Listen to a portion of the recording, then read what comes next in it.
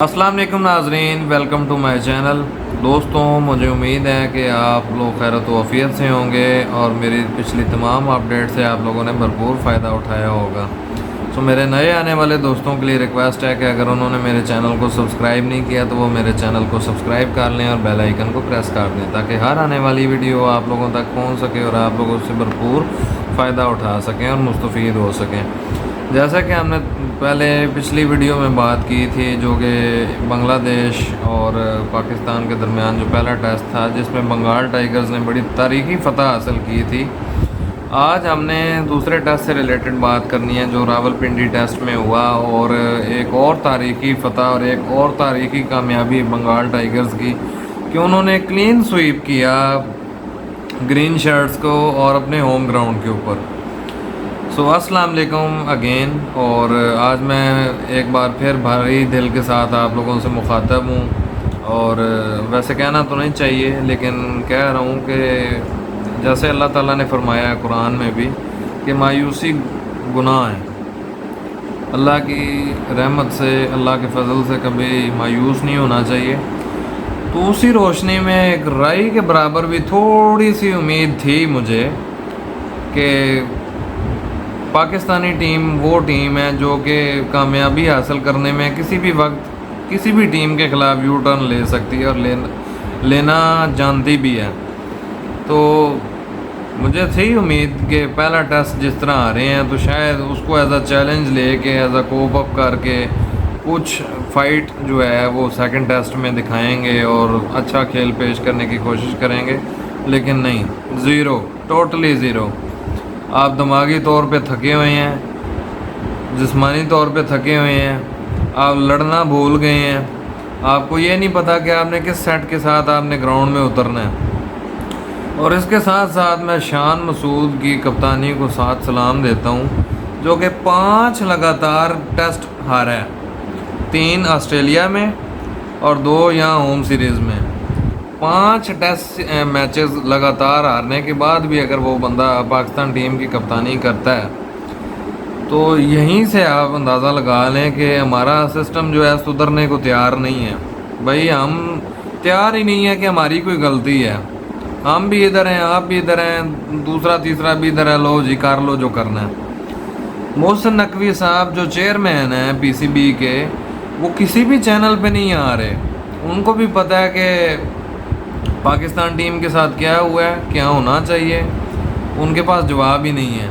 सिर्फ उनके पास एक अल्फाज हैं, 2 जुमले हैं उनके पास कि मैं अगर आया हूँ तो मैं सिस्टम को ठीक करके जाऊँगा। भाई तुम अकेले क्या कर लोगे जब चीफ सेलेक्टर्स, मैनेजमेंट, सारा स्टाफ, जब पूरी कोई प्लानिंग ही नहीं है, जब कोई एग्जीक्यूशन ही नहीं है, तो लड़के वहाँ क्या करेंगे? कुछ भी नहीं करेंगे। मैंने पहले भी एक बात की थी कि पाकिस्तान एक गरीब मुल्क है, पाकिस्तान के अंदर कोई पोटेंशियल नहीं है, कर्ज़ों के ऊपर मुल्क चल रहा है। जो 5-5 मिलियन यानी 50-50 लाख रुपया जो इन लोगों को देना है, वही पैसा जो है अगर मुल्क में इन्वेस्ट किया जाए ना तो रातों रात हमारा मुल्क कहाँ से कहाँ उठ के कहाँ भी चांद पे भी पहुंच सकता है। लेकिन नहीं, ऐसी तो पॉलिसी अपनानी ही नहीं है ना, कसम खाई हुई है। आपकी पॉलिसियाँ गलत हैं, आपकी गेम प्लानिंग गलत है, आपकी एग्जीक्यूशन नहीं है। और या तो हो ना कोई बड़ी टीम के ख़िलाफ़ आप दिमागी और समाजी तौर पे और फिज़िकली आप हार जाएं तो समझ आती है। आप तो वो उस टीम के सामने आपने अपने घुटने टेक लिए हैं जिसको आप माजी में कई दफ़ा पर आ चुके हैं, तो आपने बड़ी टीमों के ख़िलाफ़ क्या फ़ाइट करना है। हम अगर नज़र मारें, पहली इनिंग में 274 रन आपकी टीम स्कोर कर रही है और दूसरी टीम को ठीक है एक अचीवमेंट है, खुरम शहजाद ने 6 विकेटें निकाल ली, 26 पे 6 आपने उतार ली हैं, उसके बावजूद अगले 262 कर गए हैं। 26 पे 6 आउट होने के बावजूद 260 स्कोर आप करवा रहे हैं। इसका मतलब है कि अगलों ने खेल के दिखाया है, और इसका ये भी मतलब है कि मुकाबला कभी ख़त्म नहीं हो जाता। ठीक है, 6 ऊपर से जल्दी उतर गए हैं तो बाकी के 4 थे, आखिर उन्होंने भी आना था और बल्ला पकड़ना था और बल्ले से स्कोर करना था। बॉलर ही सही चाहे चाहे जो भी, लेकिन उसका मतलब ये तो नहीं है कि बॉलर स्कोर कर ही नहीं सकता, या कोई पत्थर पे लकीर तो नहीं है कि बॉलर के हाथ में बैट है तो बस उसने आउट ही होना है, वो आउट होने के लिए आया है। दूसरे मुल्कों के जितने भी बॉलर्स हैं, जितने भी प्लेयर्स हैं, वो हर लिहाज से प्रोफेशनली ट्रेंड हैं, वो साबित करते हैं। हमारे तो बॉलर सिर्फ बॉलिंग में ही है, बैटिंग में भी नहीं है कुछ भी। कुछ सालों के बाद कोई एक आधा बॉलर कोई स्कोर मार जाएगा नीचे से, जैसे नसीम शाह ने अफ़गानिस्तान के ख़िलाफ़ मैच जितवाया था एशिया कप में, 2 दफ़ा ऐसे हुए, इतफाक़ हो गया। लेकिन दूसरी टीमों के बॉलर्स तो नीचे से आके भी स्कोर करते हैं, और ये बांग्लादेश के लोअर ऑर्डर ने साबित किया।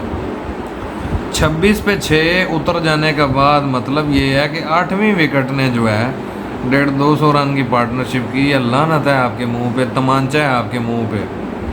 उन्होंने कहा ठीक है, कोई मसला नहीं, 26 पे 6 आउट हो गए, कोई मसला ही नहीं है, कोई पहाड़ नहीं उतर आया। खेल के दिखाया कि नहीं दिखाया? 12 रन की आप सिर्फ लीड ले सके हैं। दूसरी इनिंग में रो धो के 172 रन आप स्कोर कर रहे हैं। मतलब जो टीम टेस्ट के अंदर 400 नहीं कर सकती, जो टीम टेस्ट के अंदर 350 नहीं कर सकती, एक थकी हुई टीम के खिलाफ, वो उस टीम से क्या तवक्को की जाए कि वो बड़ी टीमों के ख़िलाफ़ कम्पीट करेगी और बड़ी टीमों को हराएगी या बड़ी टीमों को टफ़ टाइम देगी? सवाल ही पैदा नहीं होता। एक ज़माना था कि इस टेस्ट क्रिकेट की बुनियाद यूनुस खान, मिसबाह-उल हक, असद शफीक, अज़हर अली, ये 4 नाम ऐसे ले रहा हूँ, इन्होंने बुनियाद रखी थी टेस्ट क्रिकेट की हमारी टीम में से, पाकिस्तान टीम में से। आज वो नहीं है तो जनाजा निकल गया टीम का। ना बाबर स्कोर कर रहा है, ना अब्दुल्ला स्कोर कर रहा है, शान साहब तो वैसे ही नहीं स्कोर कर रहे। और मुझे ये बताएं कि साइम अयूब को आपने किस मुंह से टेस्ट स्क्वाड में आपने शामिल कर लिया? अगर वो T20 का प्लेयर है अभी तो इट डजेंट मीन कि वो वनडे में या टेस्ट में जो है वो फिट होगा। और शहीन अफरीदी के लिए भी पैगाम है, वो ठीक है, और बात है कि उन्होंने सेकंड टेस्ट नहीं खेला, उनके लिए भी ये पैगाम है कि ज़रूरी नहीं है कि अगर वो टेस्ट खेलते हैं तो वो वनडे भी खेलें, T20 भी खेलें, या T20 खेलते हैं वनडे खेलते हैं तो वो टेस्ट भी खेलें। भाई हर लड़का हर फॉर्मेट के मिजाज पे पूरा नहीं उतरता होता। ये बात इन लोगों को कब समझ आएगी? हमें बाहर बैठ के इतनी अकल समझ है, तो जो सिस्टम को चला रहे हैं उनको खुद अकल नहीं है कि कौन से प्लेयर कहाँ खिलाने हैं। पहले टेस्ट में आप कोई स्पिनर के साथ नहीं आप ग्राउंड में गए, दूसरे टेस्ट में आप सिर्फ इब्रार को शामिल करके वो आप फेस सेविंग को कवर कर रहे हैं, उस कमी को आप पूरा कर रहे हैं, वो तो कमी पूरी हुई नहीं है। दूसरी तरफ अगर हम बांग्लादेश के स्पिनर्स की बात करें, मेहदी हसन, मिराज, शकीबुल हसन, वही 2 स्पिनर इतने तगड़े हैं कि आपके 5-5 आउट कर रहे हैं। फास्ट बॉलर जो था उनका हसन, तो उसने 5 आउट कर दिए। और यकीन माने ठीक है यार, अप एंड डाउन गेम में चलता है, लेकिन इस तरह आउट होते हैं पाकिस्तान के प्लेयर जैसे बच्चे आउट होते हैं गली में लेके। यानी यार तुम लोगों को इतना नहीं पता कि बाहर जाती हुई गेंद को नहीं छेड़ना, नया गेंद है, मूव हो रहा है, स्विंग हो रहा है, आप उसको क्यों छेड़े हैं? 4 बंदे पीछे किस लिए खड़े होते हैं? वो कैच लेने के लिए पकड़े होते हैं, एज लगता है, तो उसी वजह से 4 स्लिपें कप्तान ने ली होती हैं। हमारी तरह तो मोंगा कप्तान नहीं ना होता हर टीम का, वो बड़ी अकल समझ के साथ, बड़ी प्लानिंग के साथ ग्राउंड में उतरते हैं। मेरा मतलब है कि आप मतलब थके हुए हैं, हारे हुए हैं, आपकी क्रिकेट मर चुकी है, आपको कोई पता नहीं चल रहा कि आपने कैसे खेलना है, कैसे नहीं खेलना। मतलब दिमाग बिल्कुल डेड हो गया। मैंने तो पिछले व्लॉग में भी बात की थी कि मेरे कसम से हिम्मत नहीं हो रही कि मैं अपने व्लॉग का आगाज़ कहाँ से करूँ, लेकिन फिर भी मुझे थोड़ी बहुत उम्मीद थी कि ये वाहिद वो पाकिस्तानी टीम ही है जो किसी टीम के ख़िलाफ़ भी कामयाबी में हर तरीके से यू टर्न लेना जानती है। लेकिन उस यू टर्न की उम्मीद भी इन्होंने ख़त्म कर दी और उस यू टर्न का भी इन्होंने जनाजा निकाल दिया। तारीख़ की सबसे बदतरीन शिकस्त है ये। और कप्तान शान मसूद की भी बदकिस्मती है कि अब 5 कंसेक्टिव टेस्ट मैचेस आप इन रो आ रहे हैं और पूरी टीम की बदकिस्मती ये है कि आप होम सीरीज़ हार रहे हैं बांग्लादेश के ख़िलाफ़। आपने वाइट वॉश करवाया है बांग्लादेश के ख़िलाफ़, आपके मुंह पे जूती है, आपके मुंह पे लानत है एक किस्म की कि आप ऐसी टीम से आप हार रहे हैं। और मेरा मतलब है कि चल ठीक है, वो भी खेलने आए हैं ग्राउंड में, हार जीत पार्ट ऑफ गेम है, तो लड़के तो हारो कम अज़ कम। को पता तो लगे कि यार लड़कों ने कोई जान लड़ाई है, कोई मेहनत की है, कोई एग्जीक्यूशन थी, कोई प्लानिंग थी, कोई कुछ नहीं। नाकस प्लानिंग, नाकस गेम, नाकस एग्जीक्यूशन, हर चीज़ नाकस, 0/0। माशाल्लाह से जो T20 वर्ल्ड कप 2024 के अंदर जो टीम खिलाई है वो भी माशाल्लाह, आपके पास कोई पीछे बैकअप मौजूद नहीं है यार। इतना टैलेंट पड़ा हुआ है पाकिस्तान के अंदर, वही जैसे अहमद शहजाद कहता होता है हर दफ़ा, इतना टैलेंट मौजूद है लेकिन डोमेस्टिक को इज़्ज़त नहीं दी जा रही है। हफीज़ भाई भी बार बार कहते हैं डोमेस्टिक को इज़्ज़त नहीं दी जा रही। जब तक आप डोमेस्टिक को इज़्ज़त नहीं देंगे तो वो प्लेयर जो दिन रात मेहनत कर रहे हैं, जिनका ख्वाब है पाकिस्तान को रिप्रेजेंट करना, उनकी आपको लगती रहेगी, बदवा लगती रहेगी और यही नतीजे आप भुगतते रहेंगे। भाई उन लड़कों का क्या कसूर है जो दिन रात मेहनत कर रहे हैं, पाकिस्तान को रिप्रेजेंट करना चाहते हैं भाई हक लाल हो के। इस पाकिस्तान के मुल्क का अलमिया ये है कि जो हक और इंसाफ के ऊपर जो चलना चाहेगा उसको कभी कामयाब नहीं होने देना, और जो सिस्टम के अगेंस्ट चलेगा, जो सिस्टम के उल्ट चलेगा, उसकी कामयाबी ही कामयाबी है इस मुल्क के अंदर। आपका स्पिनर जो है प्रोफेशनल नहीं है, आपके बैट्समैन आपको को नहीं पता, आपके पास मिडल ऑर्डर नहीं है। जिस टीम में मिडल ऑर्डर ही नहीं है उसने क्या स्कोर करना है। पहले टेस्ट में 448 रन करके 6 विकेटों के नुकसान पे आप डिक्लेयर ऐसे कर रहे हैं जैसे हमने अगली टीम को 150-200 पे उतार लेना है। अगली टीम ने 565 रन मार के दिखाया, भाई हम भी खेलना जानते हैं। और इस टेस्ट के अंदर आप 250 पे आपने हाथ अपने रोक लिए, खड़े कर लिए कि यार इससे ज़्यादा तो हम रन ही नहीं कर सकते। जलालत की इंतहा है कि आपने बांग्लादेश के हाथों आपने मुंह पे कालक मलवाई है।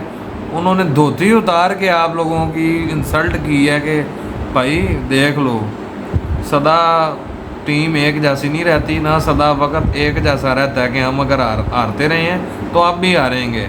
उन्होंने जीत के साबित की है। कई यूट्यूबर्स हैं ना, मैं देखता हूँ, बाबर हयात हैं, अरसलान नसीर हैं, कई यूट्यूबर्स हैं, वो बात करते रहते हैं डे 1 पे ये हुआ, विकटें ऐसी निकली, ये वो। मैं सब वॉच करता रहा हूँ, मैंने कोई व्लॉग कोई एक्स्ट्रा नहीं किया। मैं I was just waiting and I was just watching कि देखते हैं, वेट एंड वॉच करते हैं कि होता क्या है। आज जब टेस्ट ख़त्म हो गया, जब टीम का जनाजा निकल गया, जब नतीजा सामने आ गया, जब बांग्लादेश 6 विकेटों से दूसरा टेस्ट जीत गया, जब बांग्लादेश 2-0 से वाइट वॉश कर गया है पाकिस्तान को अपनी होम ग्राउंड पे, तब मैं अब जाके व्लॉग बना रहा हूँ और आप लोगों के सामने मुखातब हूँ। और दिल तो बहुत उदास है, अल्फाज कभी ख़त्म नहीं होंगे जितना भी मैं कहता चला जाऊँ, लेकिन ये एक तलख हकीकत है कि आप अपनी ज़िम्मेदारी कबूल करने को तैयार ही नहीं है। और मैंने पिछले व्लॉग में भी ये बात की थी कि जब तक आप फेथ, यूनिटी और डिसिप्लिन के शोबे को, मोटो को जब तक आप नहीं अपनाएंगे तो कोई भी कौम, चाहे वो टीम हो चाहे वो कौम हो, वो कामयाब नहीं हो सकती कभी भी। आपने ख्वाब सोचे हुए हैं बड़े बड़े, लेकिन आपकी प्लानिंग, आपकी जो मेहनत है वो आने की भी नहीं है, तो आप कहाँ वो ऊपर पहुँच सकते हैं। बातें कर सकते हैं बस, ठीक है, बातें करना तो बहुत आसान है, इम्प्लीमेंटेशन ही तो असल चीज़ है, वो हम देख रहे हैं ग्राउंड के अंदर। तो मेरा ख्याल है कि अब इस नतीजे के बाद चैम्पियन ट्रॉफी 2025 नहीं खेलनी चाहिए इनको, थोड़ा सा रेस्ट लें, घर बैठें और प्रैक्टिस करें कुछ अर्सा को, ताकि अकल आए कि हमने कौन सी गेंद कहाँ पे खेलनी है। और अगर बाबर आजम के ऊपर बात है तो भाई उस बंदे को थोड़ा सा टाइम दें, वो बेचारा प्रेशर के ऊपर इतना दबा हुआ है, इतना उसको मतलब उसको समझ नहीं आ रही कि मैंने कप्तानी करनी है या मैंने पाकिस्तान के लिए रन प्रोड्यूस करने हैं। इंशाल्लाह आने वाली वीडियो में उसके ऊपर मैं बात करूँगा, क्योंकि साबिक क्रिकेटर इंडिया के दिनेश कार्तिक और वसीम अकरम भी उनके ऊपर बयान दे चुके हैं, तो इंशाल्लाह उसके ऊपर बात होगी। और इसके ऊपर तो जितने कड़वे अल्फाज वो बढ़ते रहेंगे, ऐसे बातें चलती चली जाएंगी। अल्फाज, इस व्लॉग का कोई एंड नहीं है, इस मौजू का कोई एंड नहीं है। आपके पास मिडल ऑर्डर नहीं है, आपके पास बैट्समैन नहीं है, बॉलर नहीं है, फील्डर नहीं है, आने की टीम नहीं है और रिज़ल्ट भी आपके सामने ही है जैसी आपकी टीम है। तो अभी भी वक्त है, it's never too late in life. अपने आप को दुरुस्त करेंगे तो ही अल्लाह कोई बाजू पकड़ेगा। अगर कसम खा ली कि जी नहीं मैं ही कप्तान हूँ, मैं ही बैट्समैन हूँ, मैं ही फील्डर हूँ, बॉलर हूँ, तो बस फिर आपको साथ सलाम है, आप भी यहाँ पे हैं, सिस्टम भी यहाँ पे है और हालात भी यहीं पे रहेंगे। तो नाजरीन मुझे आप इजाज़त दें। उम्मीद है कि मेरा वीलॉग आज का आप लोगों को पसंद आया होगा। अगर वीडियो पसंद आई है तो मेरे वीडियो को लाइक भी ज़रूर कीजिएगा, मेरे चैनल को भी सब्सक्राइब कीजिएगा और मेरी वीडियो को आगे अपने दोस्तों में भी ज़रूर शेयर कीजिएगा। इंशाल्लाह अपना ख्याल रखिएगा, मुझे अपनी दुआओं में याद रखिएगा। इंशाल्लाह आने वाली वीडियो में मिलते हैं। पाकिस्तान जिंदाबाद। खुदा हाफिज़।